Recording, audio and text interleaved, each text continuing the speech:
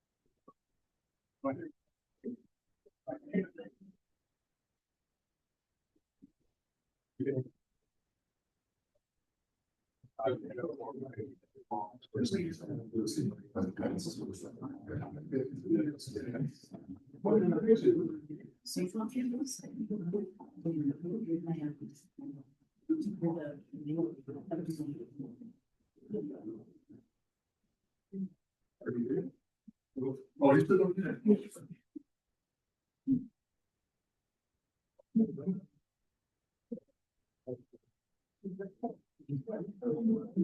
Yeah.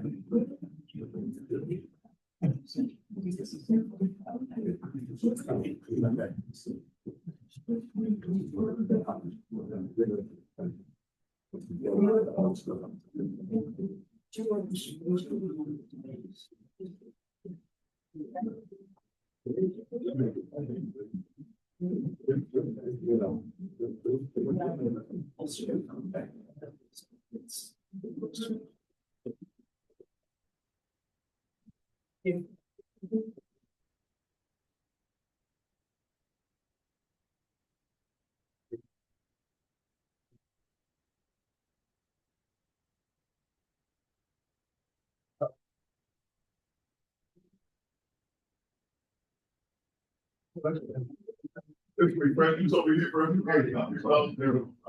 Water, if anybody goes to the bathroom, cross the gate room to the back of the provide anyone.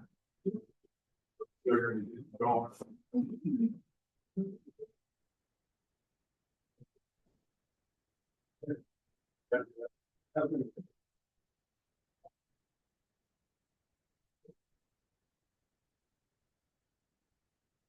But how much?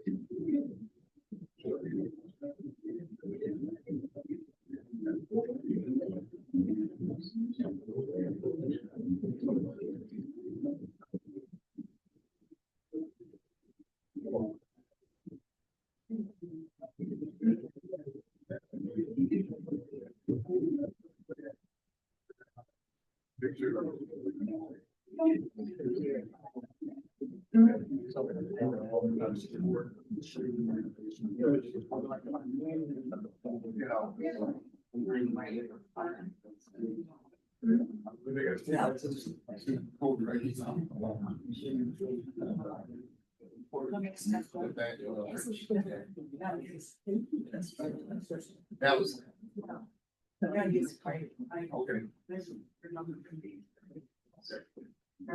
No, we live home.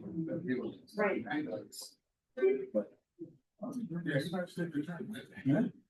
Doing stuff doesn't think it's on it, you know.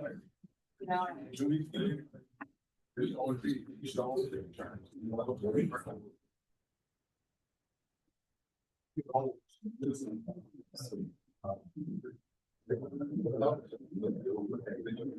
That's great.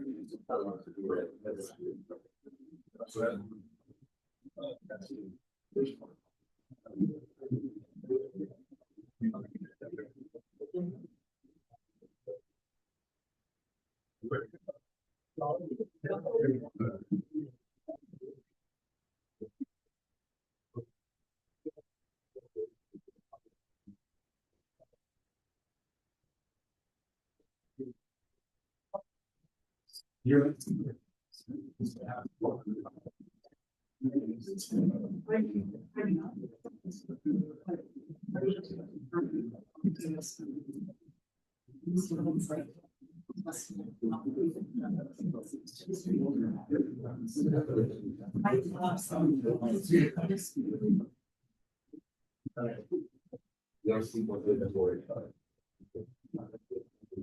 right, tell me this all.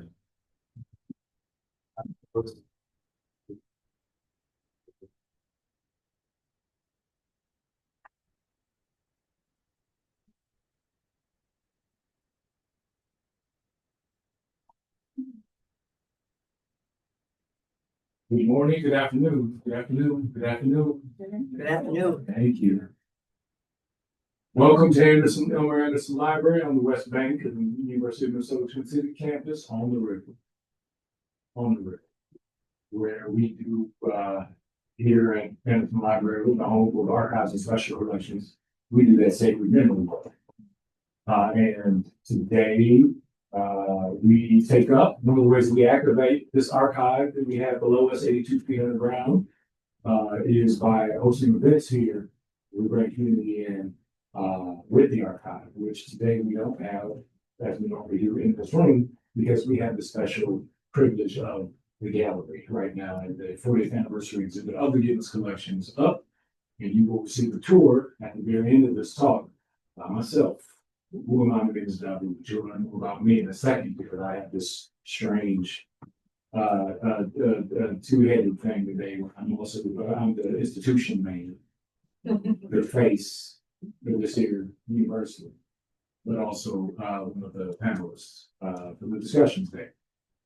Housekeeping. Well, first of all, apologies for the parking situation. If any of you struggled with that, it came as a surprise to me that there was some kind of sporting event. See all these people with their maroon and gold on, set tripping. Other housekeeping, though, is the bathrooms. Anybody who needs it across the atrium, which you pass, you were to get here, you're at the other side of the first floor, like up against the wall. With that, I will introduce our representative from In Black Ink Publishing Arts Initiative, one of the co-sponsors of the Rooting Horizon, the Embracing Our Roots series. Good morning, everyone. Thank you for joining us here today. In Black Ink is a grassroots Minnesota statewide publishing initiative. What we do is that we create a safe space, an open space for us to celebrate, document, and archive stories from our community. We do that through publications, professional development trainings, and also through public engagement events such as this. We're very happy to be here. We're very happy to have sponsored this, and I'd like to introduce Carolyn Woodruff.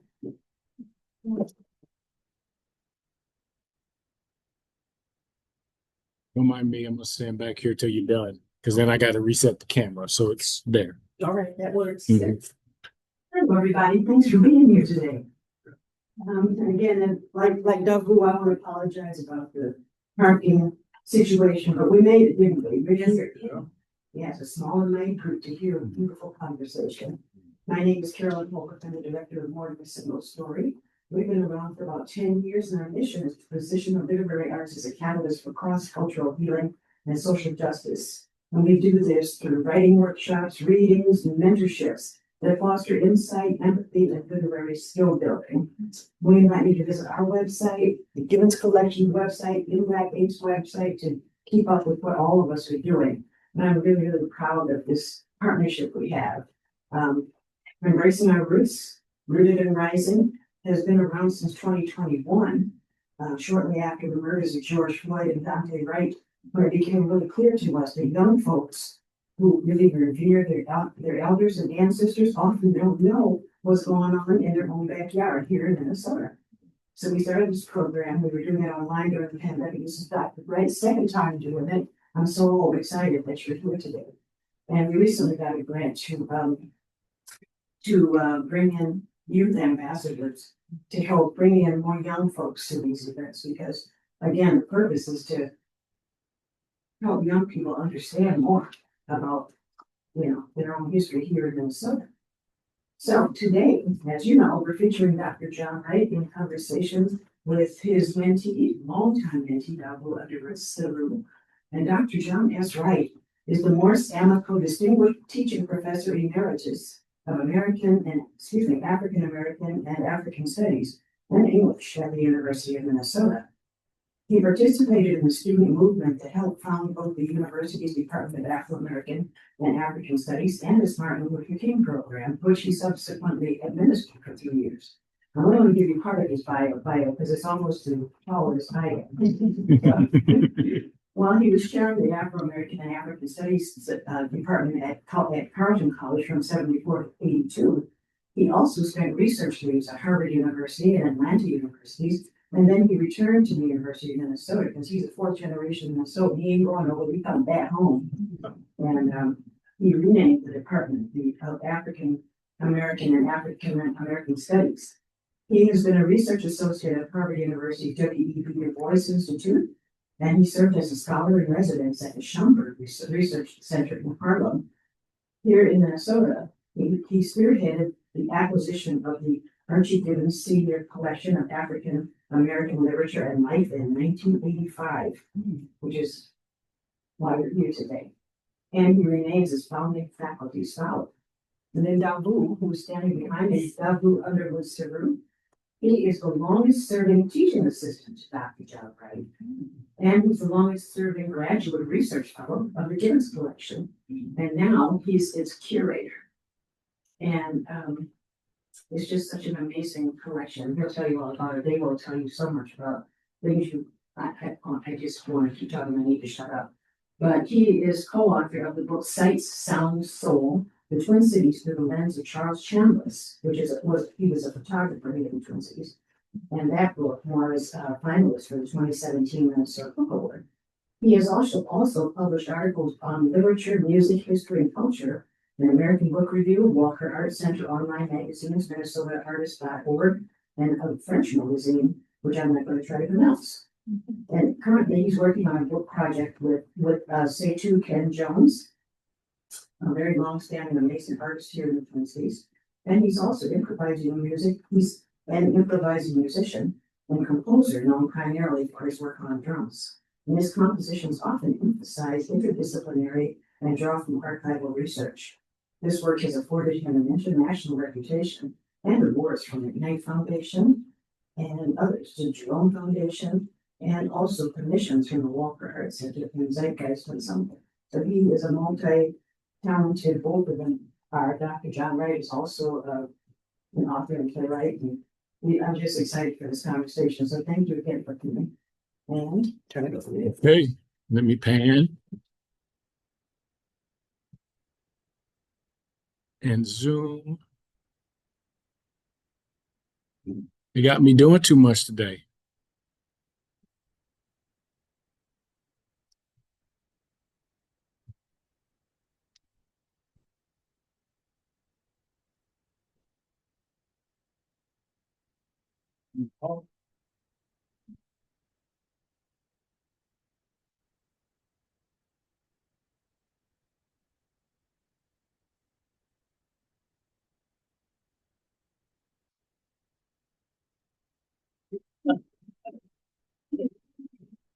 I succeeded in getting this microphone. I did that once. Forgive me, that in my youth, I had the audacity to be the first to speak, but I get to introduce my teacher. And add more to the introduction of my teacher that was just given, as a way to kind of set us up. Okay. It is my great privilege to be here today with you all in this place that we are trying to belong to some degree. And I came here first as a maybe 12, 13-year-old for work over the summer as a part of the program that was meant to save kids like me. Saying more about me, but and meant that we had an opportunity to spend time on campus, and to have to demystify this place to some degree, and who, particularly as it relates to who it's for. And so I've been coming to campus since I was a little boy, but really didn't establish roots here until I came as a student. A graduate student in 2008 or 9, to study with this man and to access this collection that I'm now responsible for. So to be here now, to dialogue, to share our respective paths, and to make the connection to the work of the collection over the years, in this 40th year of its being at the university, seems like the right thing to be doing right now. And so, thank you to Carolyn and Raquette and Nura and Urubia and Black Ink for this opportunity again to meet here. This may be the fifth or sixth discussion we hosted related to the archive here, and the theme for today is African American scholarship and the development of Black studies. And in each of the series, we begin with sharing our origin stories as it relates to the theme. So I would invite you, Dr. Wright, to share yours first. Thank you very much, Davu. Thank you, Carolyn, Kat, Nora, all of those who have been part of making this series possible. We embracing our roots enterprise and trying to make contact between the generations is absolutely vital for us all going forward. We live in challenging times, to say it very euphemistically, in which the future of the democracy, the democratic experiment that we continue to be part of, is uncertain. And we need to understand our past in order to properly grapple with the present and to try to chart some kind of healthy, sane way into the future.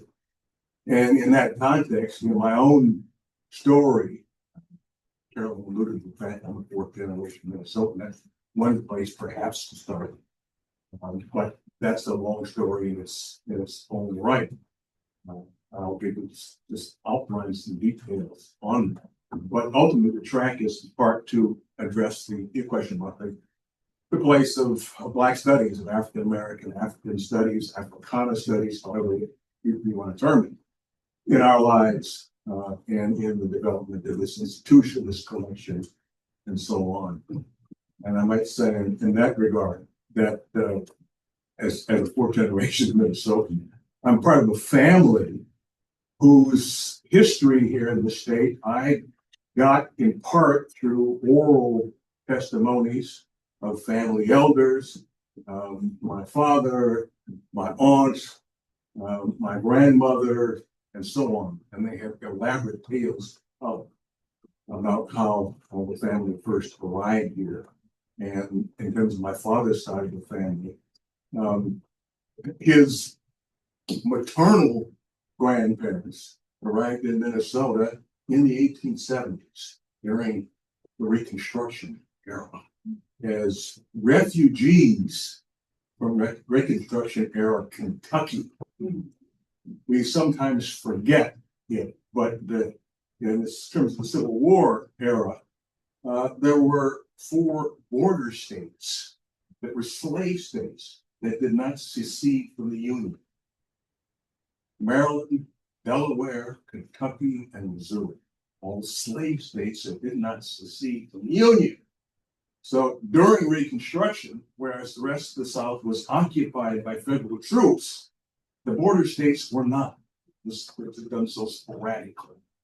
And so things were more open-ended in that context. And my father's side of the family had grown up in small towns outside of Louisville in Kentucky. And my grandfather, I'm named for my grandfather. One of the things our family did, all of myself and my siblings, we were all named for respected family elders. So for my grandfather, my younger sister Beryl, for an aunt, my mother's favorite older sister, my younger brother Boy for his father, and my younger brother Charles for 2 uncles. So that was part of the family tradition, knowing who these ancestors were. And my grandfather, John Samuel Wright the first, was the only son of one of the longest serving 9th Cavalry Buffalo soldiers. His father, Thomas Wright, was an unschooled laborer in Kentucky, who at the end of the Civil War, when the Buffalo Soldier regiments, that is the 9th and 10th Cavalry and the 24th and 25th Infantry were created, 1866 and 1867. And their mission was to patrol the Western territories and protect frontier settlements and operate as intermediaries between the native peoples all over the West. Anyway, numbers of African American free people in the North joined the 9th, the 10th, the 24th, and the 25th in that context. And when my grandfather's father had done so, and so as a consequence, traveled the West, all over the West. Kansas, Oklahoma, Texas, Utah, Arizona, California, et cetera, et cetera. But he was an enlisted man, and he had a wife back in Kentucky, and they had a son, my grandfather, in 1875. And my grandfather's mother had died when he was 5 years old. His father was then touring with the 9th Cavalry in the West. The 9th Cavalry's regimental home was in Fort Duchesne, Utah, out in the middle, literally nowhere, on the site of the then comparatively new federal reservation for a group of the Ute peoples of the Ute River Basin, the Wingdahore, the Uncompahgre, and the White River Utes. And the 9th Cavalry regimental home was in the midst of that reservation. At any rate, because my grandfather's father was an enlisted man, and there were no provisions then for the children of enlisted men to have schooling. Schooling was for the children of officers only. And because his wife had died, my grandfather's father would not let him come west to join him. So my grandfather spent 5 years living with relatives in Kentucky, writing to his father, asking for permission to come west. And part of what happened was that the 9th and 10th Cavalry, which originally had white officers, eventually acquired officers from the first set of black graduates of West Point. And amongst them, Colonel Charles Young, the legendary Colonel Charles Young, and Henry Oak Ripper. Charles Young with the ninth and Henry Further with the 10th, Gallup. So, and both of these men were committed to offering educational opportunities for their enlistees, regardless of Army regulations. Okay.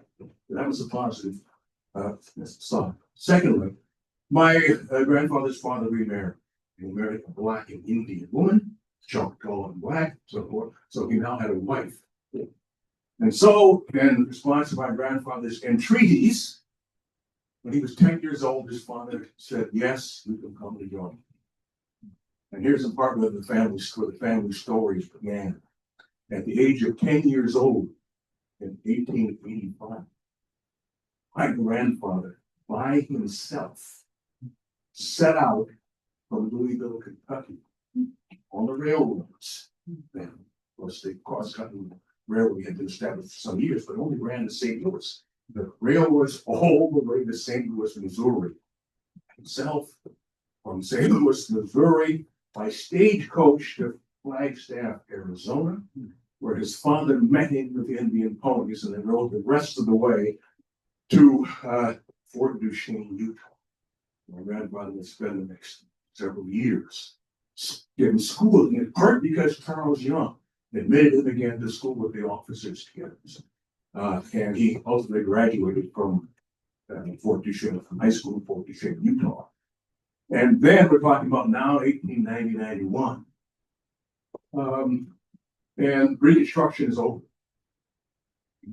The South has been returned to control by the ex-Confederates after the election of 1876. Federal troops withdrawn. This era, that's a really perilous era for African Americans. And it includes also the rise of a wide array of terrorist organizations, whom only the best known is what's called, but there are many others as well. My grandfather wanted to further his education, so he returned from Fort Duchesne, Utah to Kentucky and enrolled in a freedmen's school then created by the Baptist ministry. Freedmen's school called Exline Norton University. They had both an industrial education and a liberal arts track. He entered the liberal arts track at Exline Norton Institute, Exline Norton University, graduated and became a country school teacher in Kentucky when there were no public schools, none for Black children.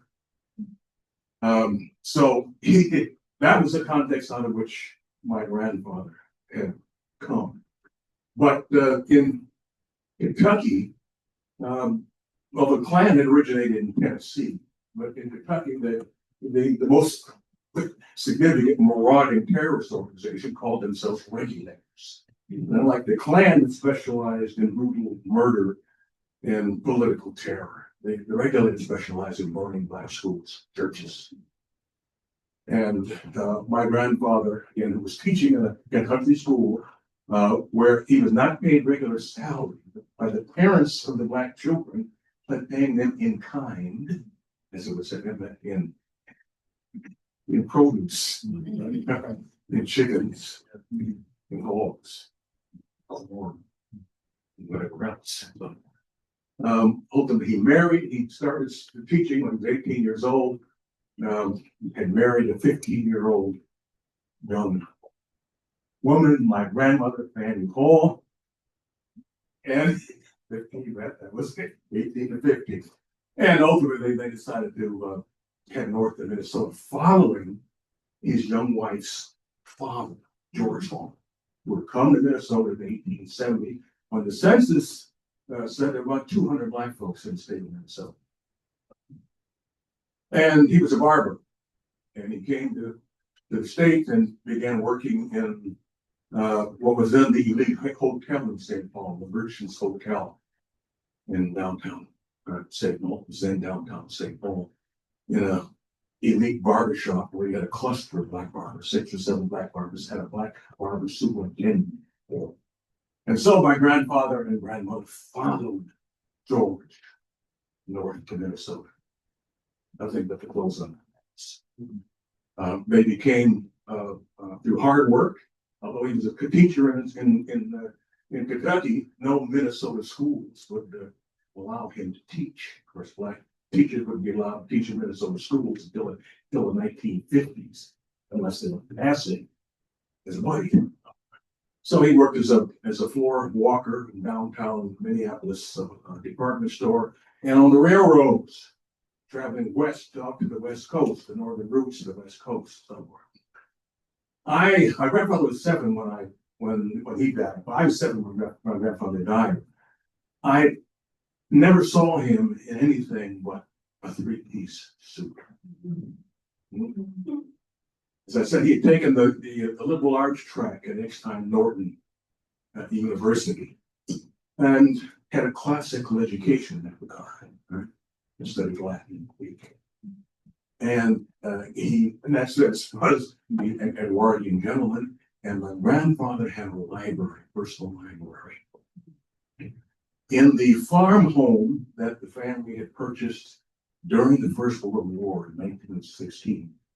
In the previous 2 decades, I'm going on some length here, so try to abbreviate all this. During the previous decades, after arriving in Minnesota, my grandfather had joined what was then the very first Black Baptist church in Minneapolis, Bethesda Baptist Church, which still operates in the Elliott Park neighborhood. That had been formed by freedmen and a group of northern Black folks in 1887. Granddaddy had gone again to the Baptist Exton Norton School. He joined the Bethesda Baptist Church, became the head of its educational programs, and remained so for a good many years. He and my grandmother were part of what they called a mixed marriage. And that meant, whereas he was Baptist, she was A&E, African Methodist. And so she went to St. Peter's A&E in South Minneapolis, where I and my older siblings were all baptized. All right, so we have this mixed marriage between the Baptists and the A&E in this regard. Both of them are what we would come to call in that later generation race people, race men and race women, dedicated to what Du Bois would call, again, raising the race elevation. And that meant through community action in a variety of fronts, membership in a wide array of social groups and organizations. My grandmother, who didn't have the schooling my grandfather had, my grandmother had not graduated from high school, but she was whip smart, read widely, and was politically, socially engaged. And she became part of a whole network of social groups that had emerged in the Twin Cities during those years. So she was an auxiliary member of the Order of the Eastern Star, which is the women's auxiliary for the Prince Hall Masons. She was a member of a group that my father, because in recollection, was a little bit uncertain, because his grandmother would come home and for some of her fellow sorors in these gorgeous robes, and they called themselves SMTs. And he wasn't quite certain what SMT, but what SMTs was, there was an acronym for the Sisters of the Mysterious 10. And this was the women's auxiliary for a fraternal and sorority group that had been created in Kentucky, right? Analogous to the Masonic orders, so the same kind of enterprises. And that Kentuckians migrating north had brought with them. So the SMT organizations here, my mother was a member of that enterprise also. She also would become dedicated to what would become the Brotherhood of Sleeping Car Porters. Right? Philip Randolph, again, is the signal name regarding my grandfather worked on the railroads and so forth, and the situation of Black porters was part of the concern for that. I don't know, my grandmother would later on became very close friends with Gertrude Brown, really the pivotal leader of the Phyllis Wheatley House of North Minneapolis. And they sponsored fundraising efforts on behalf of the Brotherhood of Sleeping Car Porters and so forth. Grandmother also became the founder of a group that was called the Pioneer Colored Women's Economic Development Club. Okay.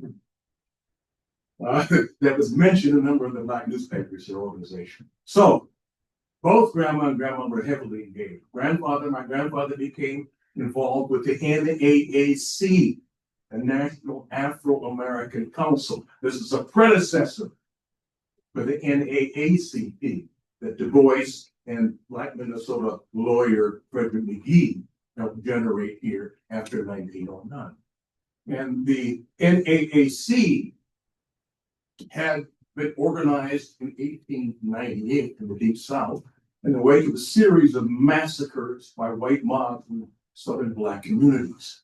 And so the NAAC became a national organization trying to address issues of citizenship rights and self-development, self-protection for Black folks at a very precarious time, precisely the time when the U.S. Supreme Court in the Plessy versus Ferguson decision, the Supreme Court case of 1996, had said that legalized segregation and had basically reinforced the old Civil War era notion that Black folks had no rights, which white folks need respect. Anyway, the NAACP began organizing biannual conferences to bring the leaders of the race together. And in 1902, they organized an NAAC conference here in the Twin Cities, headquartered in St. Paul. And they brought the Black leaders from around the country here. That included Booker T. Washington, W.E.B. Du Bois, T. Thomas Fortune, Ida B. Wells, a long, long list. They met in St. Paul and ultimately ended up having a final ball here on the campus of the University of Minnesota in the Armory building. That the local Black press here, John Quincy Adams, his Western Appeal, described as a grand occasion of the First War. My grandfather was organizing on two of those the committees that brought that conference together.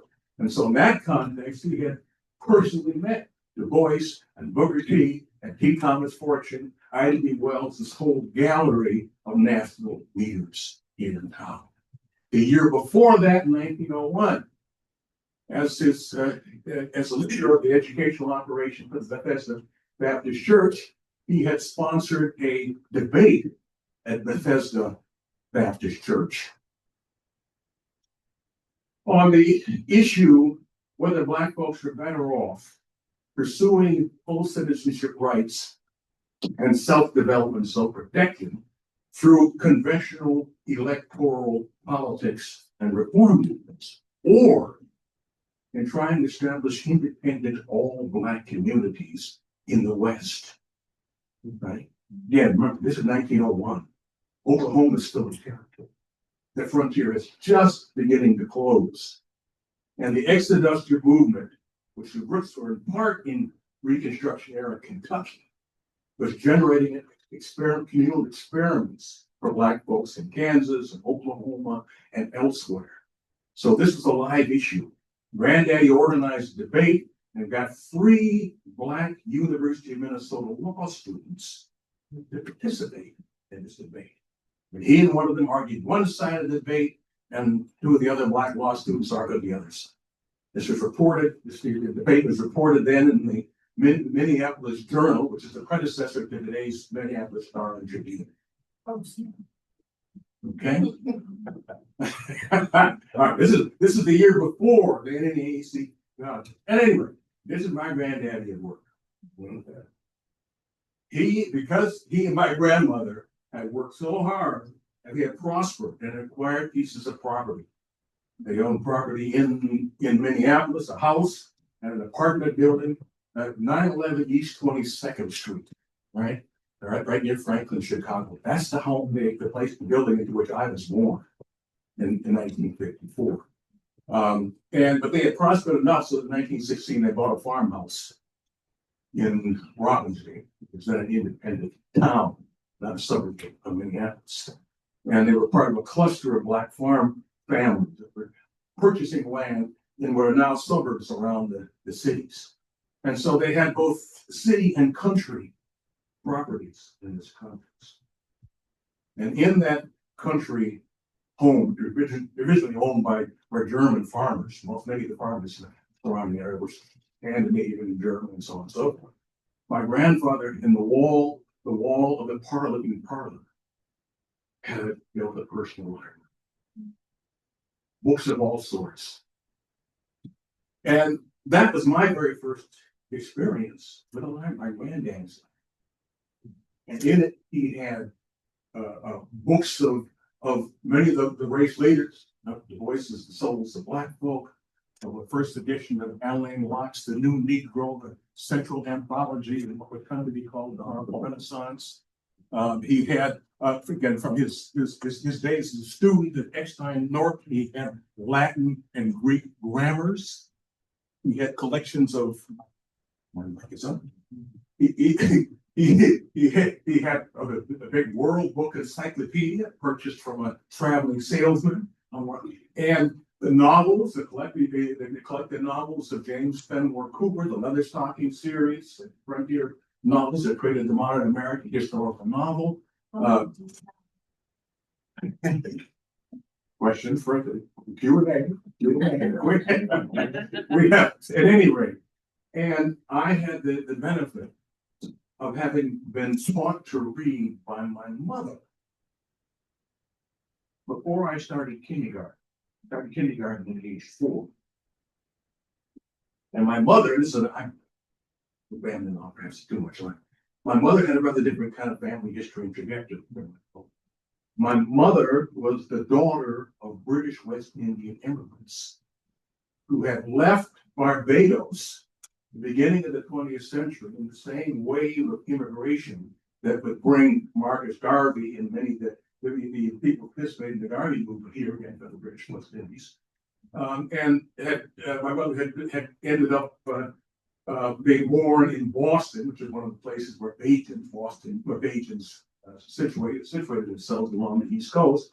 She had a very difficult childhood, and but her father had died when she was a child, and her mother, who was a seamstress, had remarried and married an American.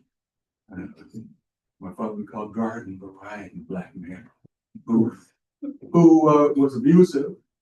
And in the course of abusing my mother's mother, one day, my mother and her older sister and younger brother tried to intervene, and the evil stepfather had thrown them out on the streets of Boston. They were all under 12 years of age, taken in by a Boston Black Methodist minister who became their foster family. But anyway, but my mother had, during a somewhat tumultuous childhood, her mother had her personal difficulties that led her to place undue emphasis on the importance of religion. And so religion wasn't part of my mother's her refuge from the harsh, austere world. So my mother had spent her childhood, 4 or 5 days a week church. So she became over churched. Reading had become a salvation for her. And so, for whatever reasons, that's my own childhood, she taught me to read before I started kindergarten. So I was really falling ahead of my peers in that regard. I immersed myself in my grandfather's life. Very earliest on. Became an omnivorous reader. And so later on, my interest in archiving and so forth has those kinds of roots. And maybe I should pause here. There's a whole lot more in terms of the intervening storyline for me, but that's in part in terms of embracing my roots. What do you say to me? I've been an omnivorous reader throughout my elementary and junior high years. I managed to become part of in high school a group that they then were calling accelerated. Terms gifted kids who had junior high and high school opportunities that the bulk of the students didn't have. We had the options ultimately of graduating from high school early, which if we could, if we so desired, I did. So I graduated at 16 from UCLA. Came to the university in 1963 as a freshman in the Institute of Technology, Electrical Engineering. And I did that in part because I was proficient in sciences, mathematics, and at 16, that's certainly what I want to do with my life. My culture is telling me engineering is the profession of the future. You know, engineering degree will never have to worry about a job. So I followed a number of my other fellows there in that enterprise, Institute of Technology and so on. But I had always that powerful interest in humanities, history, social sciences, and so on. And so for me, there would be a series of delays in process that ultimately lead me back to that other set of interests and that would connect finally with my studies. But maybe I should pause there and for now. I can make the link here. A lot of people ask me, how do you get from electrical engineering, all right, to Black studies? And that's another story. But I can try to fit some of that in. I'm wondering if I should start now and go backward. Or keep starting backward and go now. I'm gonna start now and go back. It's my son August. August is the sixth generation Minnesota. His daddy, me. I was born in North Minneapolis in 1978 in the projects off of Olson Highway in '94, the summer housing projects. From our first memories. And my family was very proud of being Northsiders and from the projects. I was a poor student most of my days and didn't have a whole lot of help at home. People didn't finish school in my family very regularly. And so I was the first of my generation to make it all the way through high school and eventually go off to college and more. But we've been in the I'm graduate of North High, which is an honor and privilege. And you used to say that to people they meant something. From North, right? Where I was lucky to have a village. I mean, for real. Birch Jones was my president. Mr. Jones had a barbershop on Plymouth Avenue. Beverly Cotman taught biology and lives in the Homewood section of the north side. George Roberts, who still lives in Homewood and started Homewood Studios after he retired in around 2000, was my English teacher. He told me as a sort of representative of his generation of young Black boys who was experiencing a particular kind of pathway in the early 90s on the north side.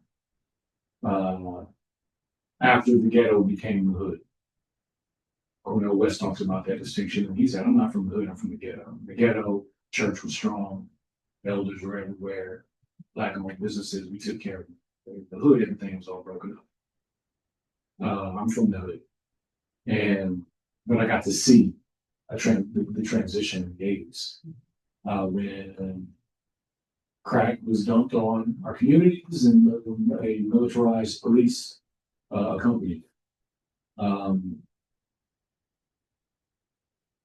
George Roberts, my English teacher, that we had probably given you everything we could give you by 10th grade, and we would just hold on to you.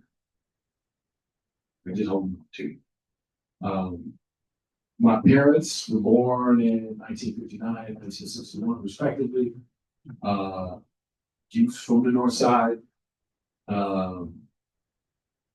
Their folks come from Iowa, and before that, Virginia, Tennessee, before that, Mississippi, Chicago, before that, Mississippi. But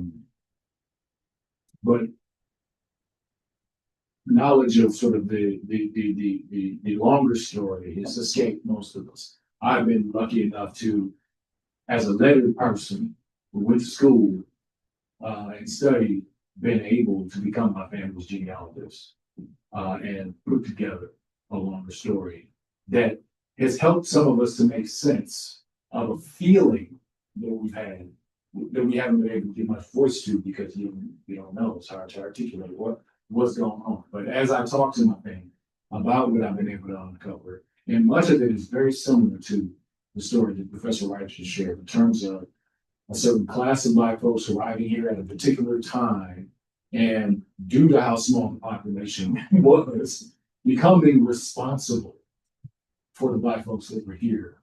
And that, as we know, can often, has often, still does,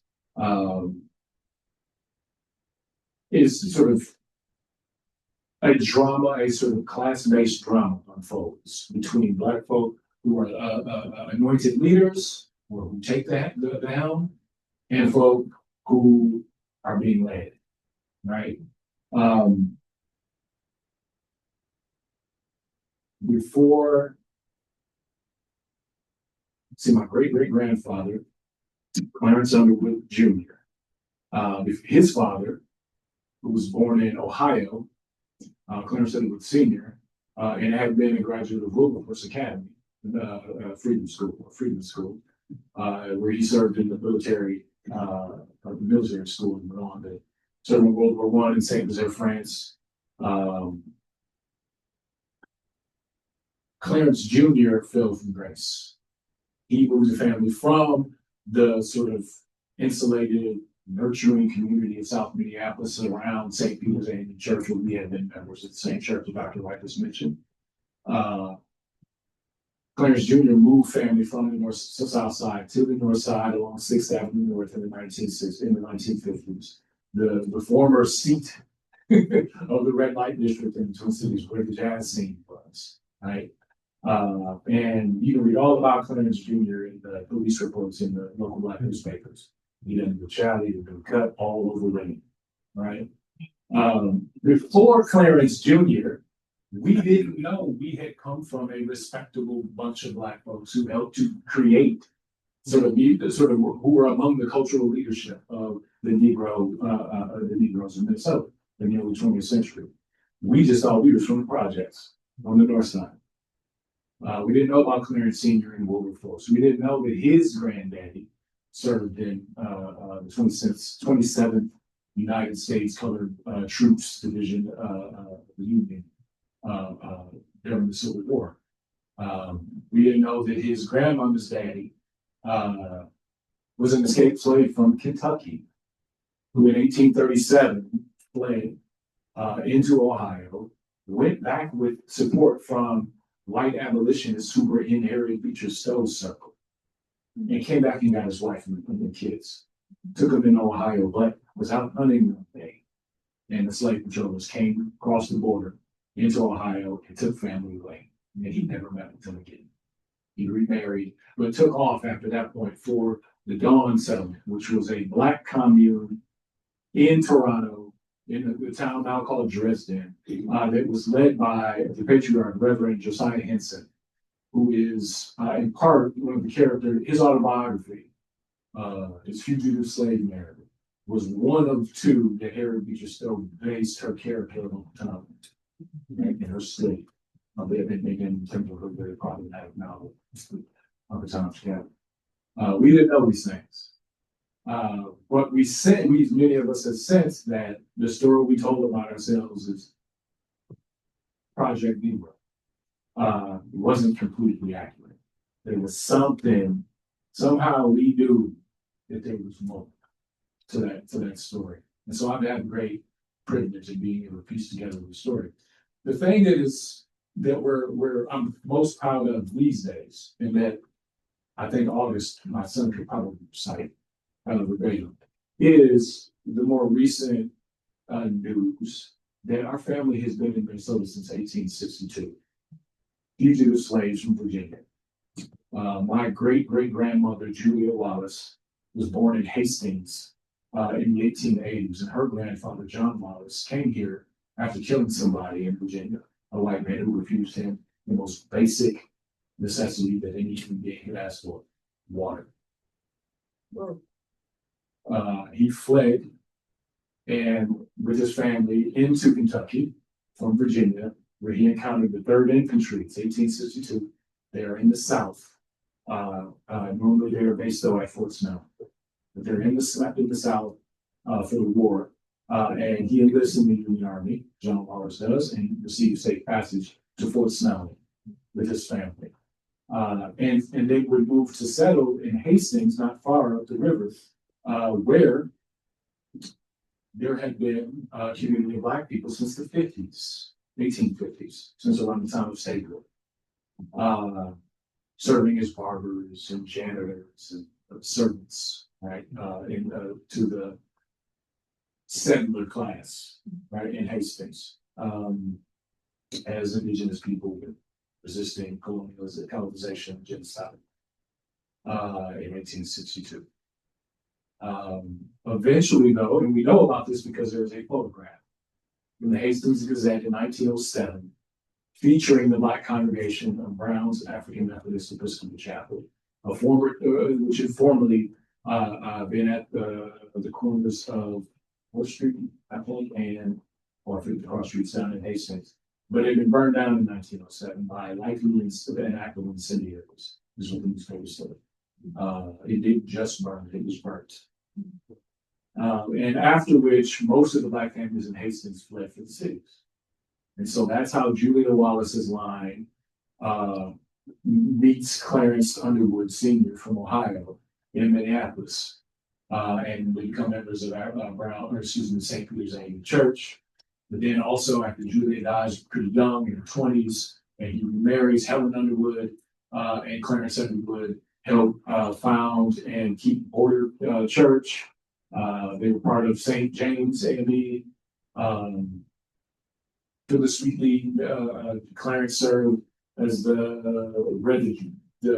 Glee Club at Phyllis Wheatley Southern House, served as the character of Pedro in the Ballad of Barcelona, a comedy, sort of operatic comedy that was performed at St. Stephen's Church, back behind the Electric Fetus on the South Side during the New Negro Renaissance in 1927. So as an iteration of locally activities that were taking place throughout the country, not just in Harlem, right? Of Black folks participating in this cultural renaissance. Lettered people, mostly educated people, people who took books and education very seriously and were quite judgmental toward garden variety Black men and women. And so there is a class division that we all know about, we especially here, that we need to talk more about, that I think is misunderstood. I'm lucky in that I didn't let the shadow totally overcome sort of my story. I'm proud, absolutely proud of everything that my family overcame as folk from the bottom. Many of whom still struggle to make their way up. But I also am quite proud of this sunnier side that we've come to uncover that connects us to this history that I really got to know through being a young student of Black Studies. I now know that my life is connected to this bigger story, these bigger stories, I should say. And I'll stop there and ask you a question. Please do.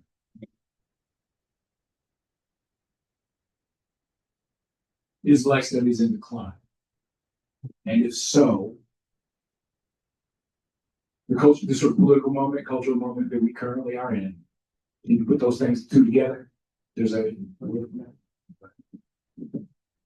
Well, it's a crucial question because I alluded to it earlier on that we are in very, very challenging times, and that means not just political, but also intellectual, educational guidance. Our educational systems are under siege, higher education in particular. And those educators who believe in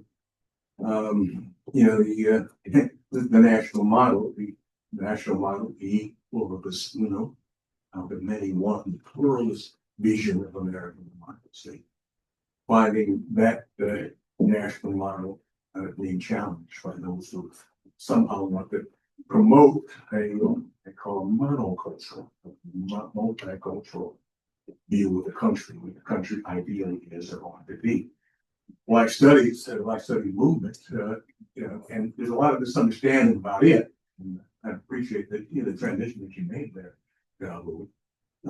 While we tend to associate the Black Studies movement with the 1960s and the era subsequently, and the terminology Black Studies does indeed evolve from the 1960s. The Black Studies movement itself grew out of the Black Power movement and the Black Arts movement. And despite that reality, it has a much longer historical trajectory. And Davu alluded it in the earlier generations of African Americans who were trying to pursue communal history, root history, political history, and so forth from an African American perspective.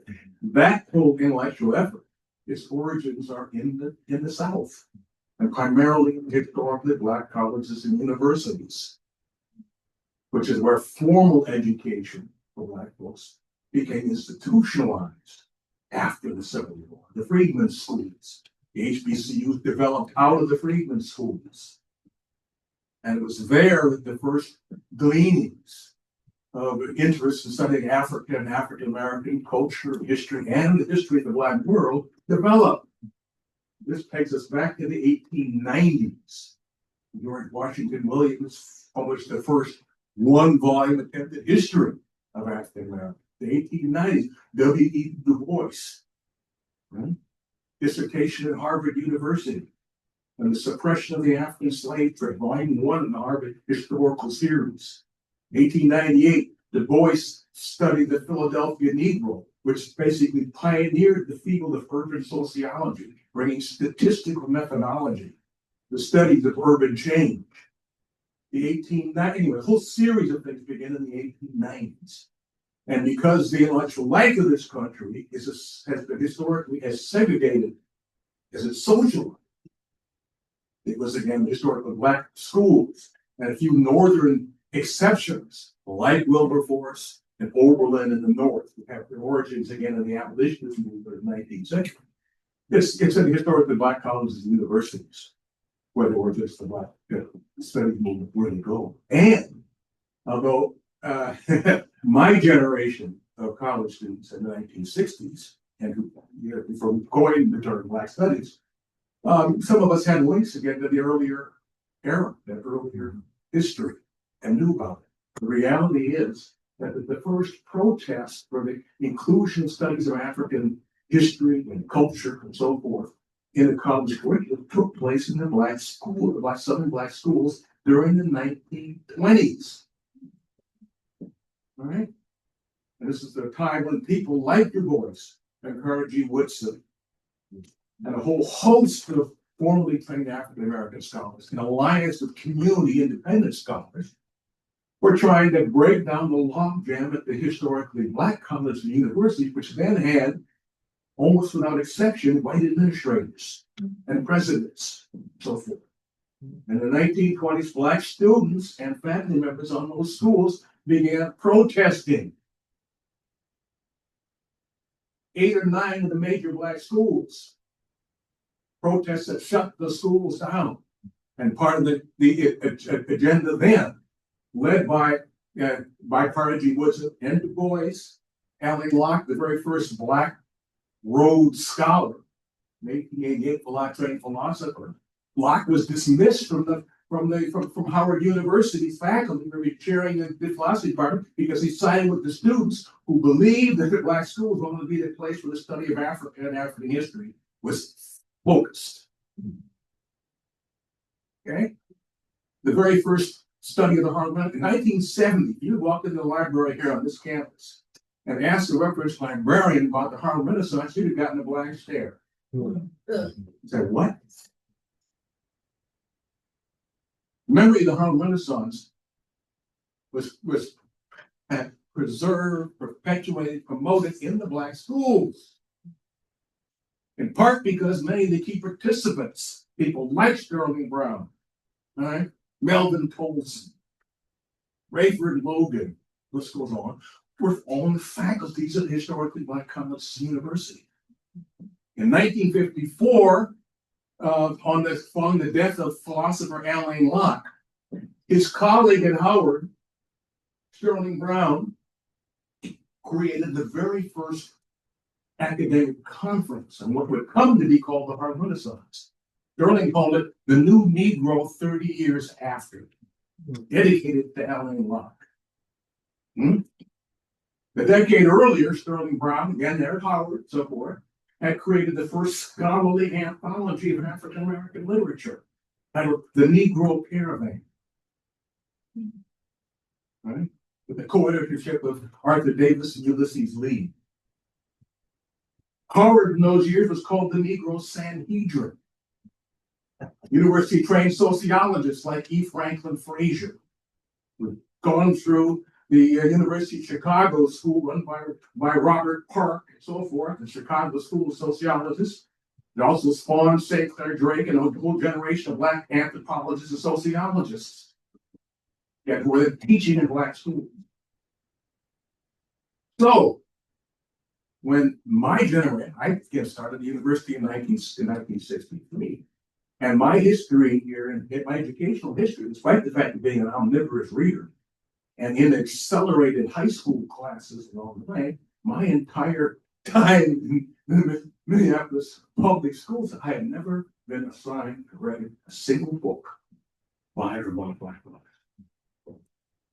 We were, to use Ralph Ellison's terms, invisible in curriculum.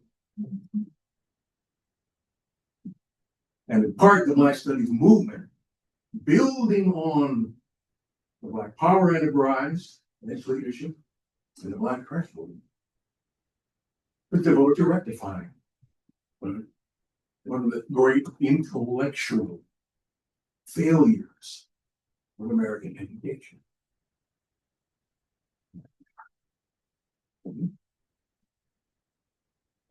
Black Studies movement, some people are confused this. I think that somehow linked the Civil Rights movement to the rise of Black Studies. The Civil Rights movement was primary leaders, what we're talking about, Dr. King, Ralph Abernathy, the other SCLC ministers were largely opposed to the rise of Black Studies as they were to Black Power. The Black Power movement grew out of the failures, the limitations of the Civil Rights movement. When it had moved from desegregating Southern lunch counters and drugstores and so forth, the remnants of de jure, of legal segregation in the South, that presumably had ended the Civil Rights Acts of 1964, 65, so on and so forth. When they moved the point of focus to the North, and the issues of housing, job discrimination, so on and so forth, the whole framework of the Civil Rights agenda was challenged, debated. And during these same years, again, I was a freshman in 63, Kennedy was assassinated in November of 63. And just a few months earlier, the March on Washington had taken place, right, at the end of August of 63. And I can recall watching on television, again, Dr. King delivering his speech, so on and so forth. But I also remember Roy Wilkins, Minnesota-born Roy Wilkins, then executive VP for the NAACP, announcing from the same podium they just received word that William Edward Burghardt Du Bois had died in exile in Ghana. And Du Bois, in many ways, is the grandfather of Black Studies. The pioneer historian, philosopher. Du Bois' undergraduate discipline of focus was philosophy. He was William James, the great philosopher and psychologist, said Du Bois was the best student he ever had at Harvard University. Which didn't mean that Du Bois would be allowed to live in Harvard dormitories or participate in social movement there. But Du Bois became, anyways, the model for the Black Studies movement. And that's what he was. Sterling Brown who said, Du Bois is my intellectual godfather. Mm-hmm. And in terms of interdisciplinary background, philosopher, historian, sociologist, journalist, novelist, dramatist, poet, all in one. and Singer with the Jubilees, all in one. He was a model of multidisciplinary scholarship and intellectual prowess, one of the great intellectual figures of modern global history, lionized in much of the third world, and to the extent that the larger global community realizes it elsewhere also. So, as students here on this campus,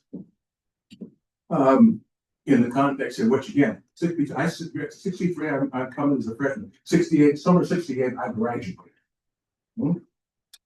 In between, summer after summer, long, hot summers, major urban rebellions, not riots, rebellions.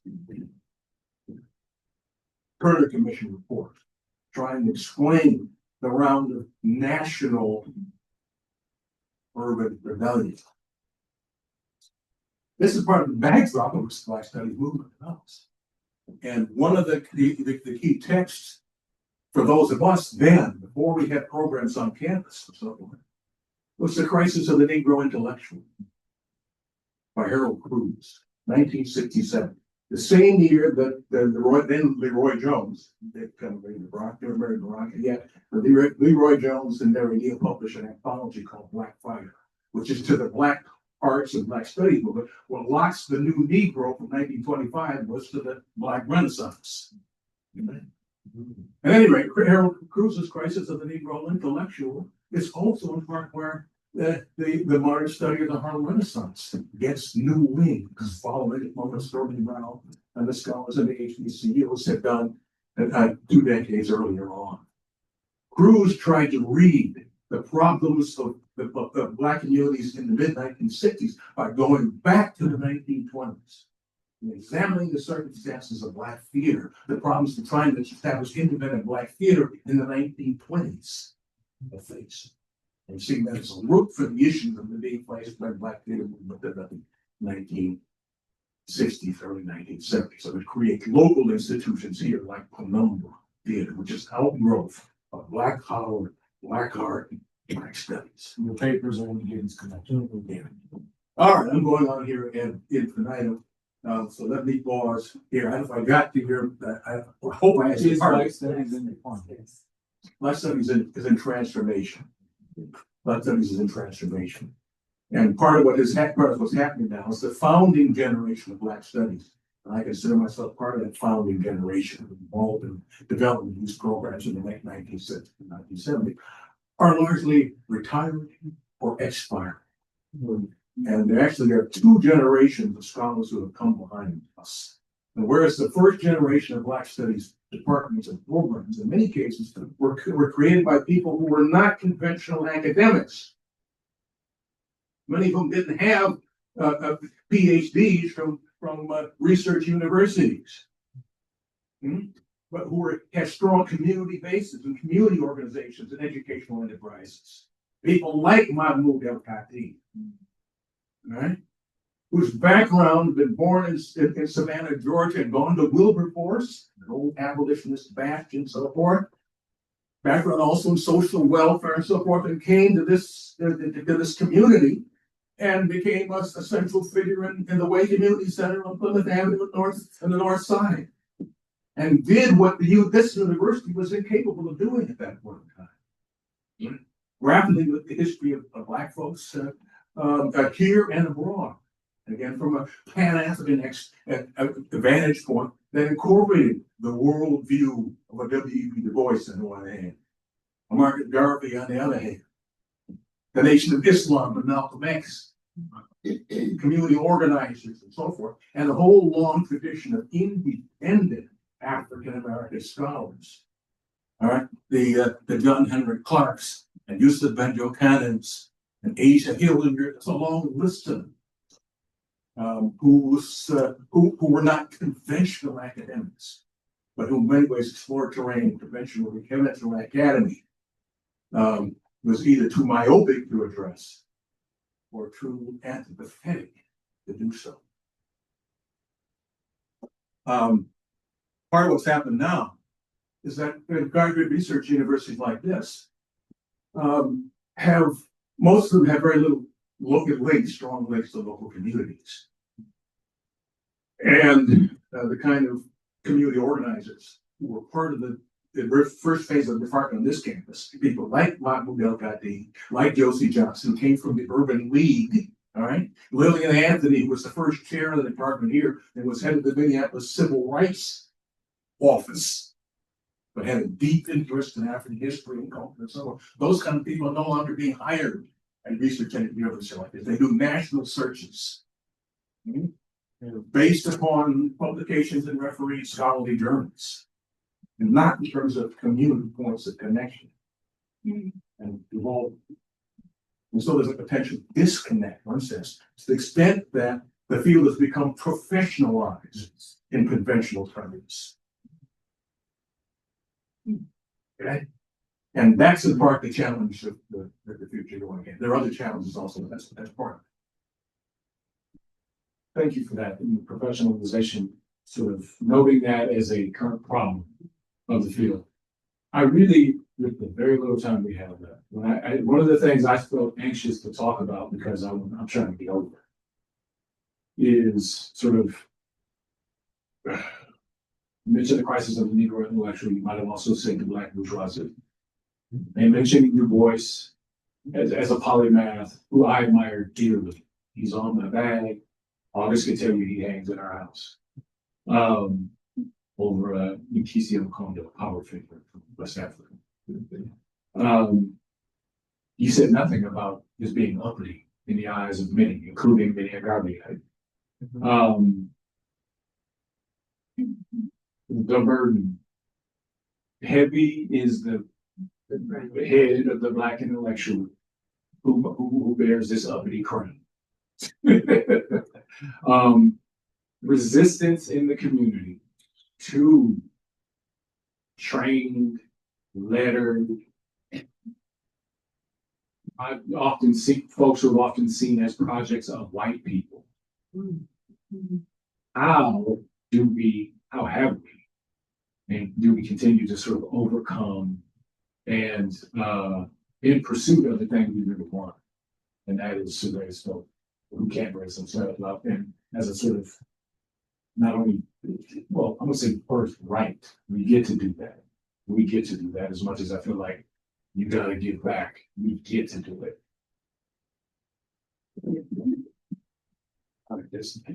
No simple answer, needless to say. But I mean, the issue of the role of class differentiation, hierarchy in Black communities has been dealt with in a variety of contexts. Fraser's 1950s book, Black Bourgeoisie, was the classic indictment of the Black middle class. For what Fraser argued was the dark side, the downside, the psychic and social downside of assimilation, of middle class striving to rise in modern capitalist urban society, whose values in many cases have been dictated from the outset by an Anglo-American minority group. Well, many ways control the cultural attitudes and values and institutions of this country. Again, Anglo-Saxons, all right, Yankees, have always been a minority group in this country. Right? People coming to the British Isles contributed no more than 1/7 of the entering population, immigrant European population of this country. But they maintained a stronghold on cultural institutions and values that persisted over time. And the generations of immigrants, Europeans, assimilated the Anglo-American values, even though they struggled to try to preserve again their own ethnic nationality traditions along the way. And Anglo-conformity is one of the continuing issues to address. Well, that's part of the problem of the Black bourgeoisie, which Fraser again detailed here. One point here, one of the other continuing tensions in Black studies has been in terms of class analysis, Marxian and neo-Marxian readings. Fraser's Black bourgeoisie was a neo-Marxian analysis of class stratification in African American communities. And the role of Marxist class analysis was and continues to be a point of tension within the field. Continues to be. And the lives of individual intellectual leaders. W.B. Du Bois was, in his early years, what we would now probably call a Fabian socialist, akin to H.G. Wells and Sidney and Beatrice Webb, the British Fabians, and so forth, of the early part of it. He didn't read Marx in detail until later in his career, when he studied in Germany with Max Weber, so forth. All right. But he didn't read Marx till later, and Freud even later on. And by the time he wrote Blank Reconstruction in the 1830s, when he read both Marx and Freud, Marx was leading the charge for Du Bois. But the battle with that would continue into the Black Studies generation. A figure like Amiri Baraka, LeRoy Jones, in part represents some ways the same kind of intellectual trajectory in terms of perspectives on problems of the Black middle class. Baraka is a product of the Black middle class. And a significant part of his dramaturgy addresses the problems again that Cruz called the crisis of the Negro intellectual. Lloyd Jones came out of a family with a classic Black middle class background. His father worked in the post office, and his mother was a school teacher. Okay, but that's part of the history of these social rebellions. The children of the middle class rebelling against the strictures and limitations of middle class values. And in terms of if the class scenario, the generation of qualitative sociologists that Bart Fraser and St. Clair Drake and Allison Davis and so forth belongs to before they were overwhelmed by statistical data. They laid out a kind of a class hierarchy that suggested that each class had its own ethos on the one hand, set of values and outlooks, and its modes of operation, modus operandi on the other. All right? Working class people at the bottom of the class terrain. All right? The modus operandi was survival. Simple physical, economic, material survival. The ethos is toughness. Articulated in blues and ballads and folk tales and so toughness. Right? The upper class, the modus operandi was power and wealth. The ethos was refinement and sophistication. But that's the middle class. Modus operandi was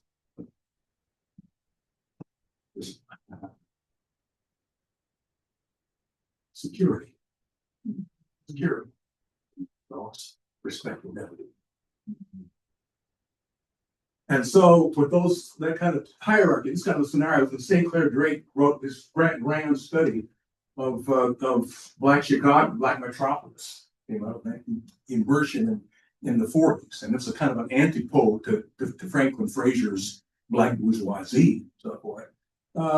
Drake in part answered the question that Frazier would wrestle with in Black bourgeoisie. Frazier noted in Black bourgeoisie that one thing that he had overlooked, indeed, was the role of the children of the Black bourgeoisie in leading protest movements and organizations.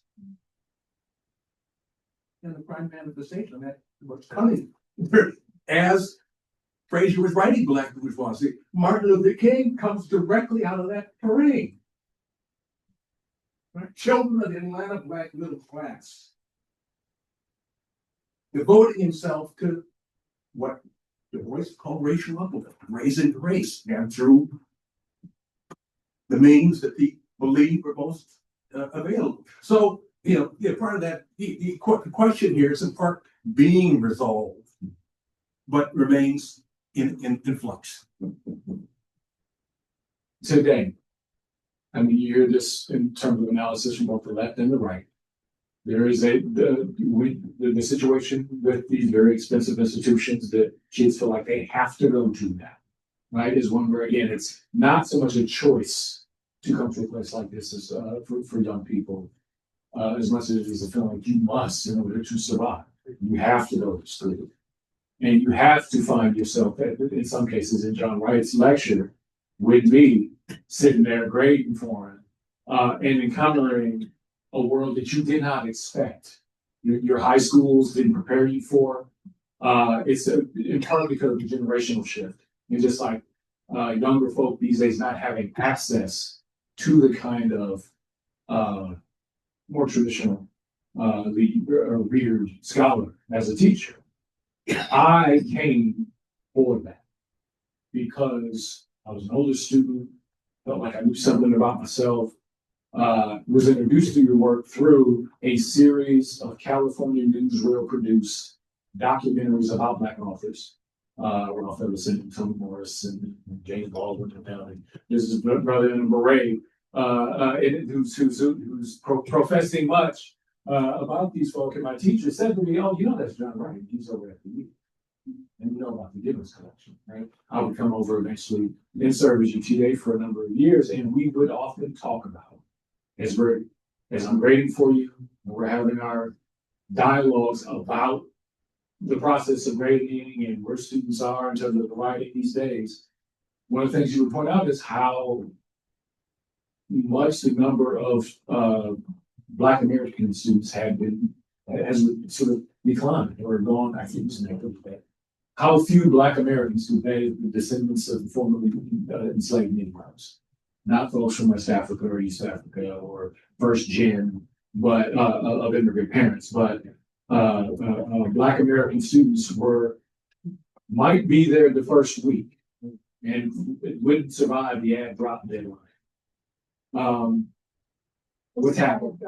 So when you can drop a course without a penalty against your tuition, like you get paid, you get the money back. And after the ad drop deadline, you pay for that course. And you get an F. And you get an F if you drop out. So, can you say something about that? What that's been like to experience? All right, let me try to scratch slightly obliquely. I'm watching the clock here also. There will be plenty of time for the folks to see me. I got the key. So you got the key. Okay, you got the key. All right. I mentioned earlier in terms of part of my background, my backdrop, part of my reason for going into electrical engineering as an undergraduate, because I wasn't certain at 16 exactly what I wanted to do.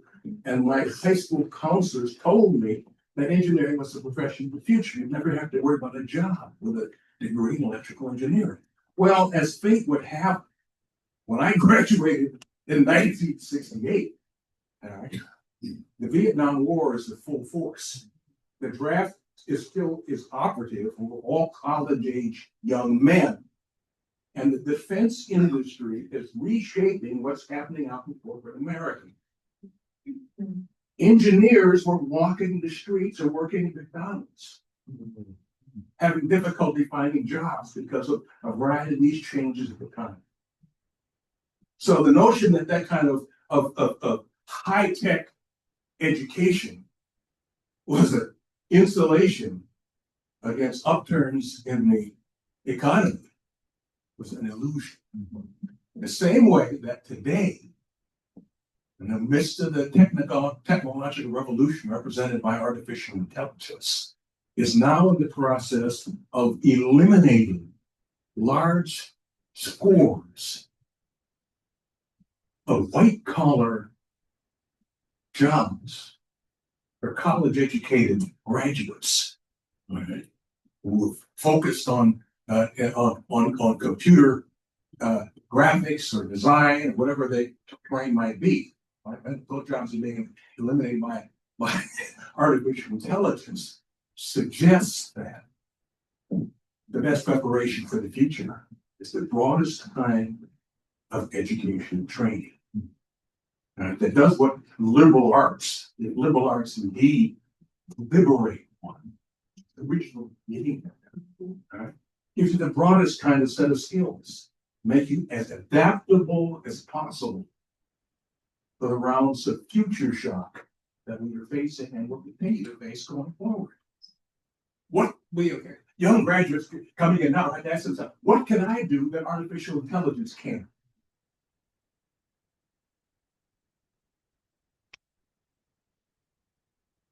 So that is a question also, of course, obviously.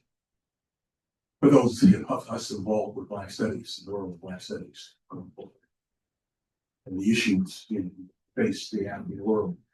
I wish we had more time because, part of my whole trajectory in the field has involved, again, cross-continental trans diasporic experiences of various kinds. Some of it linked again to the world of the HBCU. For many years, I was part of an organization operating out of Atlanta University called the New World Festival of the African Diaspora, run by an amazing scholar named Richard Long. And every other year, he took a group of us, scholars and artists and university folks to different parts of the world. In 1979, we were in Haiti on the Duvaliers, was still in power, but Captain Dunham was still living there and working there, so forth. Anyway, the variety of parts. In 1988, we were in Brazil in the year of Abolição, and it's the centenary of the abolition of slavery in Brazil.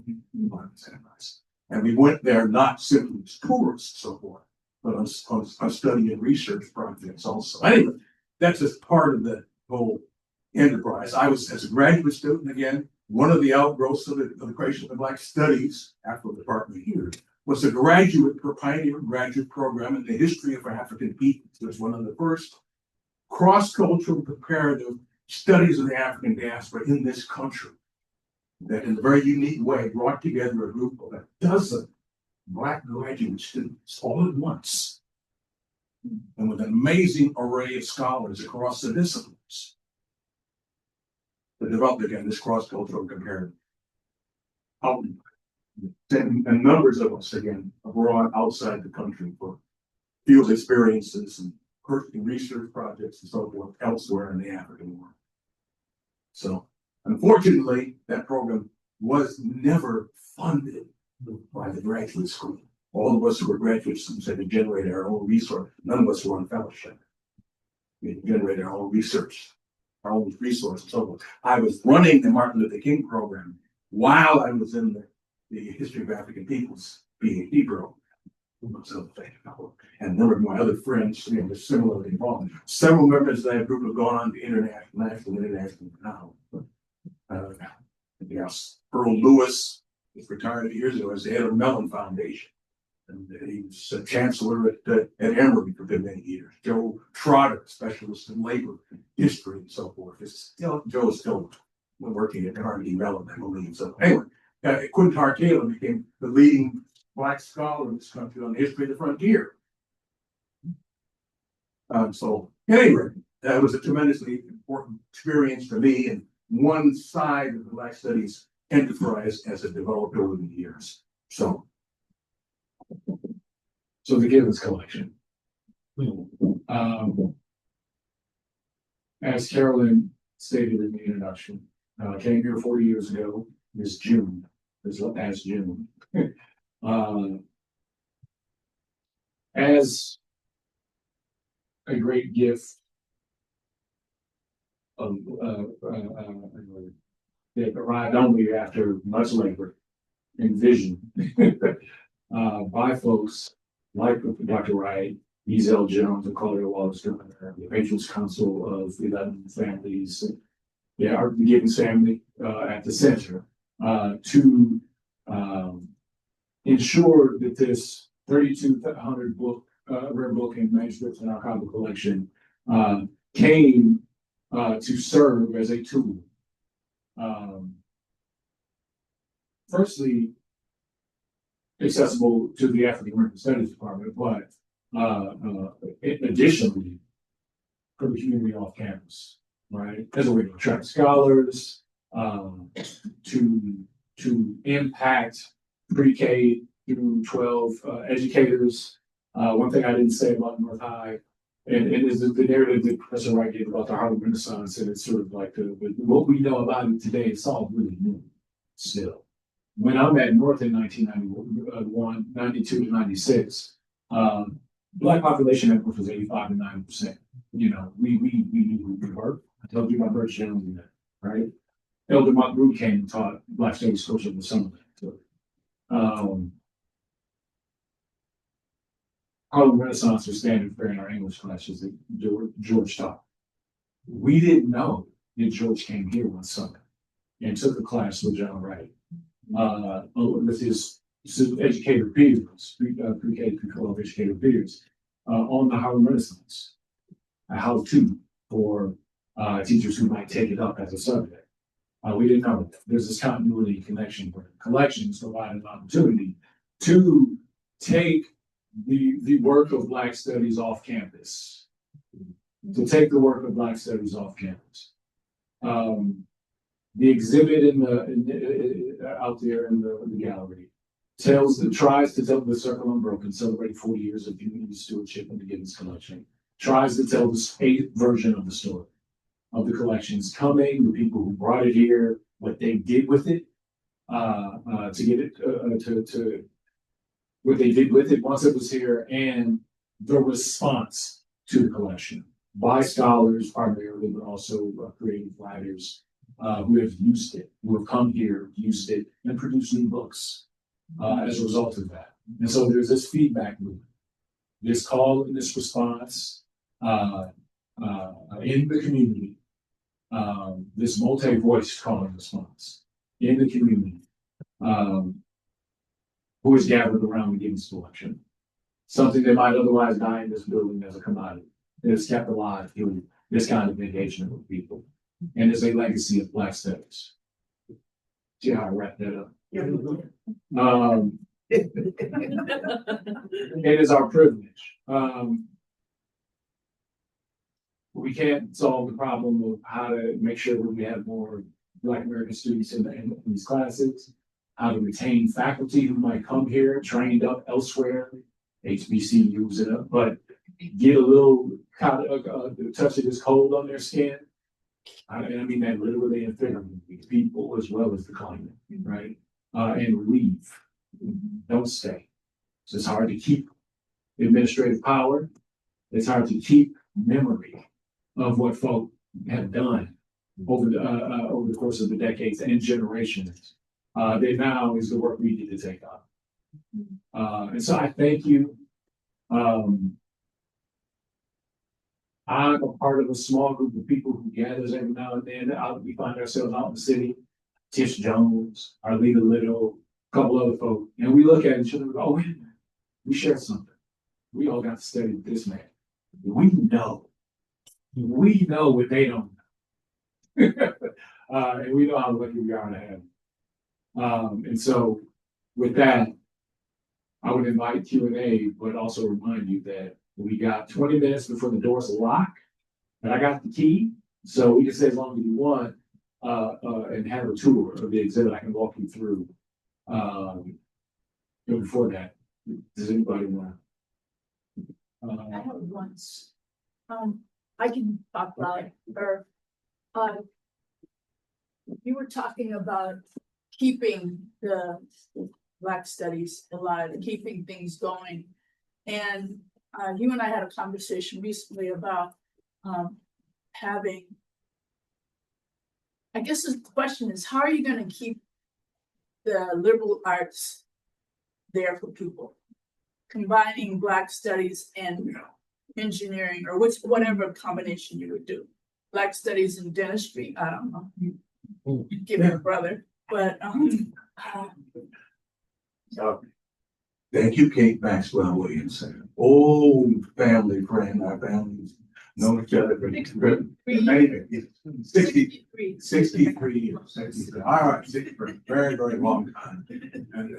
And Kate's mother, Gloria Williams, was a faculty member here on campus for 4 decades in the College of, was now the College of Design on the St. Paul campus, and a very good friend of the department. And in the memory of Gloria Williams, a scholarship in their name has been established in the Department of African American Studies. So we're very, very grateful for part of the conversation that Kate and I are alluding to has to do with how that scholarship is going to be directed.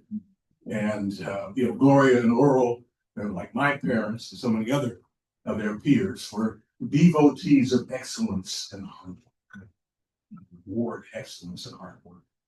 the beginning of October, the Star Tribune ran a front page article on the plight of the liberal arts.